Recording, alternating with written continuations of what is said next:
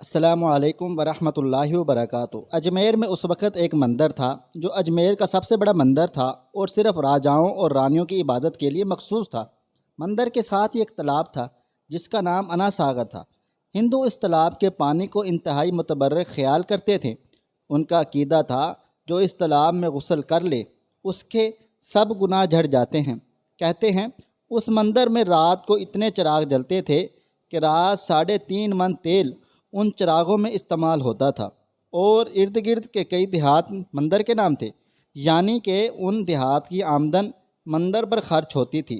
मंदिर में हज़ारों मुलाजमीन थे जिनका काम आने वालों की रहनुमाई करना था कि कौन सा खुदा बेटे अता करने वाला है, कौन सा देवता सेहत व तंदुरुस्ती का मालिक है और किस मूर्ति की पूजा से दौलत मेहरबान होती है। ख्वाजा गरीब नवाज़ रहमतुल्लाह अलैह उस मंदिर में तशरीफ़ ले गए और अना सागर से कुछ फासले पर चटाई बिछाकर अपने मुरीदों के हमरा बैठ गए। असर का वक़्त तकरीबन हुआ ही चाहता था, लिहाजा आप रहमतुल्लाह अलैह ने हज़रत कुतुबुद्दीन रहमतुल्लाह अलैह से अज़ान देने का कहा। कुफ्र व शिर्क के गढ़ अजमेर में अल्लाह ताला की वहदानियत और हज़रत मोहम्मद सल्लल्लाहु अलैहि वसल्लम की रिसालत का ये पहला ऐलान था कि जो लोग इस्लाम से मुकम्मल तौर पर लाइलम थे। चुनाचे अज़ान की आवाज़ सुनकर वो हैरान व परेशान हुए और अपने घरों से निकल आए। सब मुसाफिरों ने अना सागर के पानी से वज़ू किया और नमाज पढ़ना शुरू किया। सब हिंदू हैरान रह गए कि सब भगवान तो अंदर है, तो ये लोग सहन में किस भगवान को सजदा कर रहे हैं। जब शाम हुई तो राजा के ऊँट जो दिन में चरने के लिए गए हुए थे अपने चरवाहों के साथ वापस आने लगे। इत्तफाक से जहाँ हज़रत ख्वाजा रहमतुल्लाह अलैह अपने साथियों के साथ बैठे थे वो जगह राजा के ऊँटनों की बैठने की जगह थी। चरवाहों ने बाबा साहब रहमतुल्लाह अलैह से कहा, उठो बाबा, ऊँटों के बैठने की जगह खाली करो। आप रहमतुल्लाह अलैह ने फरमाया, इतना बेदान पड़ा है, ऊँट तो कहीं भी बैठ जाएंगे, क्यों मुसाफिरों को तंग करते हो। वो ना माने और मुसलसल इसरार करते रहे कि ऊँट उसी जगह बैठेंगे। आखिर उन्होंने बहुत बदतमीज़ी से कहा, ये राजा के ऊँटनों के बैठने की जगह है और इधर राजा के ऊँट ही बैठेंगे, तुम लोग कहीं और डेरा लगाओ। आखिर आप रहमतुल्लाह अलैह ने उठते हुए हज़रत कुतुब रहमतुल्लाह अलैह से फरमाया, उठो कुतुबुद्दीन, ये कह रहे हैं कि ये ऊँटों के बैठने की जगह है, तो चलो ऊँट ही बैठे रहें। ये कहकर आप रहमतुल्लाह अलैह अपने साथियों समेत वहाँ से उठ गए। अगली सुबह जब ऊँटों को चराई के लिए ले जाने का वक़्त आया और चरवाहों ने ऊँटों को उठाना चाहा तो इन्हें पता चला कि ऊँट उठने के काबिल नहीं हैं। उन्होंने ऊँटों को मार मार कर ज़बरदस्ती उठाना चाहा, लेकिन वो बैठे ही रहे। चरवाहे परेशान हो गए कि जो ऊँट उनके एक इशारे पर उठ बैठते थे आज क्यों नहीं उठ रहे। आखिर इन्हें याद आया, कल इस मुसाफिर फ़कीर ने कहा कि चलो ऊँट ही बैठे रहें। लोग इकट्ठा होना शुरू हो गए। कोई कह रहा था फ़कीर कोई कामिल जादूगर है और किसी का ख्याल ज़ाहिर किया कि वो कोई भगवान का अवतार है। बात राजा पृथ्वी तक पहुंच गई कि एक मुसाफिर फ़कीर ने राजे के ऊँटों पर जादू कर दिया है। राजा ने हज़रत मोइनुद्दीन रहमतुल्लाह अलैह को पैगाम भेजा, तुम कैसे फ़कीर हो जो बेज़ुबानों को बांध रखा है, ये बेचारे भूख प्यास से मर जाएंगे, इसलिए मेहरबानी करके अपना जादू वापस ले लो। आप रहमतुल्लाह अलैह ने फरमाया, हम मुसलमान हैं और मुसलमान बद्दुआ नहीं करते, ना ही कोई जादू करते हैं। जाओ, जिसके हुक्म से बैठे थे उसी के हुक्म से उठ खड़े होंगे। अब जो जाकर उठाया तो ऊँट पहली बार ही उठ बैठे। हिंदुओं की दिलचस्पी उन मुसाफिरों में बढ़ने लगी। पाँचों वक़्त अज़ान होती और नमाज अदा की जाती। आखिर राजा तक ये बात पहुंच गई कि कुछ फ़कीर आए हैं जो मुसलमान हैं, पाँचों वक़्त अज़ान देते हैं और हमारे पवित्र तालाब को हाथ मुँह धोकर बरशिट करते हैं और हमारे धर्म के ख़िलाफ़ बातें भी करते हैं। कहते हैं ये मूर्तियाँ पूजने के काबिल नहीं, ये तो महज पत्थर हैं, इसलिए इन्हें यहाँ से उठाया जाए। राजा ने फ़कीरों को पैगाम भिजवाया कि तुम लोग मांस गोश्त खाते हो, हमारे धर्म के ख़िलाफ़ बोलते हो और तो और हमारे पाक तालाब को अपने हाथ डालकर नबाक करते हो। جو ہم برداشت نہیں کر سکتے، اس لیے تم لوگ یہاں سے چلے جاؤ۔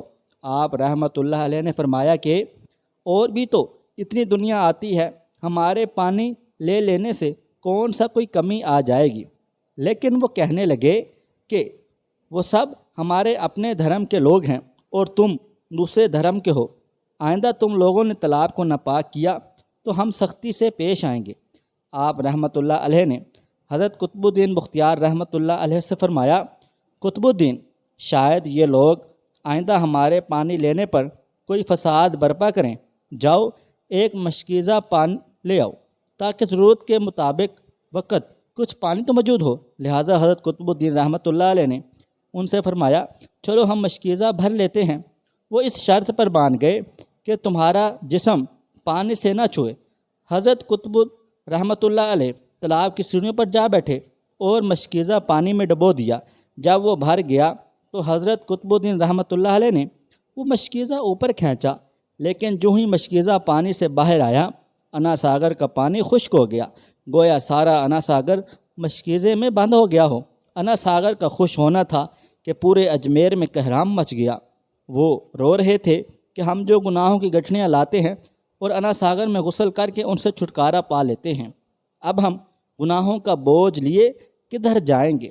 سارے علاقے میں خبر پھیل گئی کہ مسافر فقیر نے جادو کے زور سے انا ساگر کو خشک کر دیا ہے۔ راجہ اس نئی صورتحال سے بہت پریشان ہوا۔ اس نے اپنے وزیروں کو بلایا، سب نے یہی کہا کہ فقیر یا تو جادوگر ہے یا پھر کوئی واقعی کامل فقیر ہے۔ ساتھ ہی وہ پریشان ہوئے کہ اجمیر کی رونق تو تھی ہی انا ساگر کے دم سے، اس کی وجہ سے لوگ دور دور سے اجمیر آتے تھے اور اپنا ایمان تازہ کر کے لوٹتے تھے۔ انا ساگر کے خشک ہو جانے سے ہندو دھرم کی تبلیغ کو دھچکا لگے گا، اور یہی تشویشناک بات تھی۔ آخر طے پایا کہ فقیر سے مذاکرات کیے جائیں گے۔ آخر وہ چاہتا کیا ہے؟ اگر اس کے مطالبات معقول ہوں تو تسلیم کر لیے جائیں، یا پھر سب مرد، عورتیں اور بچے جا کر فقیر کی منت سماجت کریں کہ لوگوں کو پریشانی سے نجات دلاؤ اور ہم پر کرم کرو۔ ہم پاپ بوجھ اٹھائے کدھر جائیں گے اور کیسے سکون پائیں؟ یہ تجویز زیادہ آسان تھی، لہٰذا تمام لوگ بابا صاحب رحمۃ اللہ علیہ کے پاس آئے اور بولے، بابا تم بھی وضو کر لیا کرو، لیکن بھگوان کے واسطے ہمارا اناسگر ہمیں واپس لوٹا دو۔ آپ رحمۃ اللہ علیہ نے حضرت قطب الدین رحمۃ اللہ علیہ سے فرمایا، جاؤ قطب، مشکیزہ واپس تالاب میں ڈالاؤ۔ جو ہی مشکیزہ تالاب میں الٹا گیا، انا ساگر کناروں تک اچھل آیا۔ اس پانی نے کئی دلوں کو دھو ڈالا۔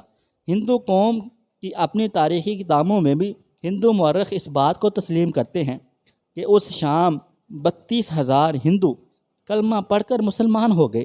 ان ہندوؤں کے مسلمان ہو جانے سے ہندو پنڈتوں اور عام ہندوؤں میں بھی غم و غصہ کا طوفان اٹھ کھڑا ہوا، اور وہ سوچ میں پڑ گئے کہ فقیر اگر کچھ دن مزید ادھر رہ گیا تو دیوتاؤں کا نام لینے والا بھی کوئی نہ رہے گا۔ لہٰذا لوگوں نے راجہ کو مجبور کیا کہ جلد کچھ کیا جائے۔ راجہ نے مندر کے بڑے پنڈت رام دیو کو بلایا اور اسے بابا صاحب رحمۃ اللہ علیہ سے مناظرہ رکھ کر جلد از جلد انہیں شکست دینے اور اجمیر سے باہر نکال دینے کا حکم دیا۔ رام دیو اپنے وقت کا مانا ہوا پنڈت تھا، جس کی علمی کالبی دور دور تک دھوم مچی ہوئی تھی۔ اس نے راجہ کو یقین دلا دیا کہ جلد ہی راجہ کوئی اچھی خبر سنے گا۔ رام دیو بابا صاحب رحمۃ اللہ علیہ کے پاس آیا اور الٹے سیدھے سوالات کرنا شروع کیا۔ بابا صاحب رحمۃ اللہ علیہ نے خاموشی اختیار کیے رکھی۔ جب رام دیو نے حد سے بڑھ کر شور مچانا شروع کیا تو بابا رحمۃ اللہ علیہ نے اس کی طرف آنکھ اٹھائی اور مسکرا کر فرمایا، رام دیو، تو شور مچا رہا ہے اور میں تیرے ماتھے پر ایمان کا نور چمکتا ہوا دیکھ رہا ہوں۔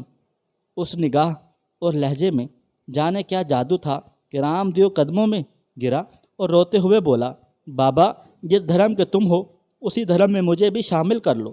سب لوگ جو مناظرہ دیکھنے آئے تھے اس کایا پلٹ پر شدر تھے، اور رام دیو جو بابا کو شکست دینے آیا تھا خود مفتوح ہو چکا تھا۔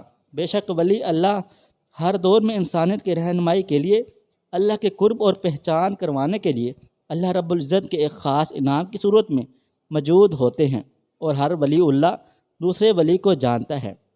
خواہش صرف اتنی ہے کہ کچھ الفاظ لکھوں جس سے کوئی گمراہی کے راستے پہ جاتے جاتے رک جائے، اور نہ بھی رکے تو سوچ میں ضرور پڑ جائے۔ دوستو، ویڈیو پسند آئی ہے تو اس ویڈیو کو لائک کریں، شیئر کریں۔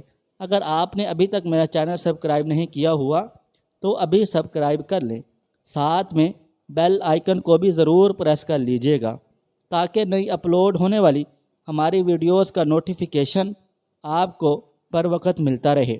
مجھے آپ اگلی ویڈیو تک اجازت دیں۔ اللہ حافظ۔